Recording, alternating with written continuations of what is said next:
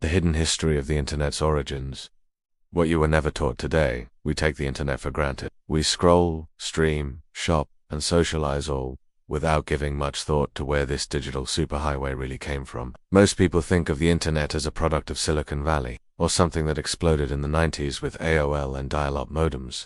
But the real story of the internet's birth is far more complex, surprising, and even a little secretive. Let's explore the hidden history of the internet, a tale of Cold War anxiety, government experiments, academic rebels, and military-grade innovation. It all started with fear. The Cold War and ARPA. In the late 1950s, the US was in full-blown Cold War mode. After the Soviet Union launched Sputnik in 1957, the US feared it was falling behind in science and technology. In response, President Eisenhower created the Advanced Research Projects Agency in 1958, a secretive arm of the Department of Defense meant to make the US technologically unbeatable. But ARPA wasn't just working on missiles and satellites. A group of scientists had a wild idea. What if computers could talk to each other across long distances? Enter ARPANET. The internet's ancestor. In 1969, the ARPA-funded team built the first real computer network, called ARPANET. It connected 4 research universities: UCLA, Stanford Research Institute, UC Santa Barbara, University of Utah. The first message sent over ARPA, just 2 letters. LO short for login. The system crashed before the full word could be typed. Still, it worked. And that simple message marked the birth of the internet. Packet switching.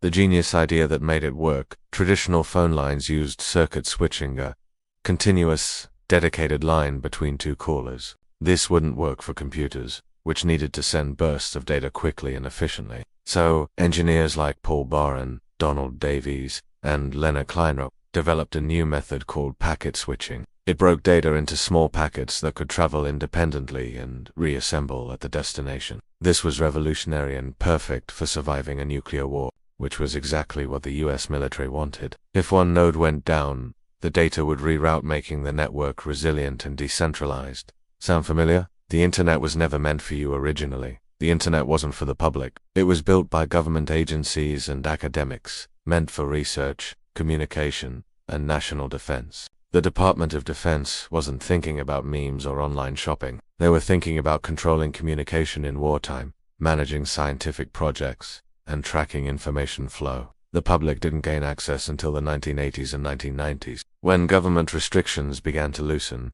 and private companies like Netscape and CompuServe began building commercial interfaces. The forgotten pioneers, while names like Bill Gates and Steve Jobs dominate the popular tech story, the internet's true pioneers often go unrecognized. J.C.R. Leclerc, ARPA visionary, who imagined a globally interconnected network before it existed. VINT Cerf and Bob Kahn invented the TCP/IP protocols, which are still the backbone of the modern internet. Elizabeth Jake Feinler helped manage ARPANET's directory system, a forerunner to domain names. Radia Perlman, known as the mother of the internet, for her work on network bridges and spanning tree protocol. These were scientists, not startup founders. Their goal wasn't profit, it was surveillance was baked in from the start. Here's the part many don't realize.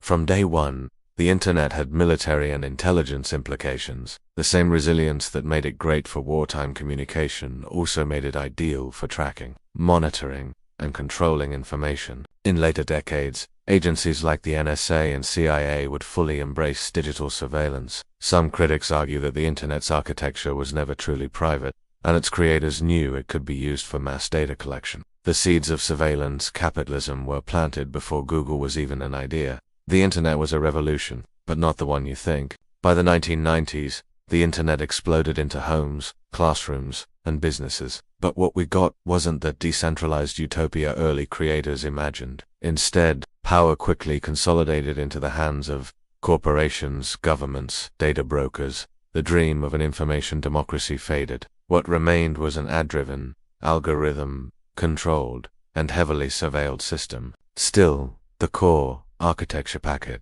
switching, open protocols, global connectivity remains a testament to its academic and military origins. Final thoughts.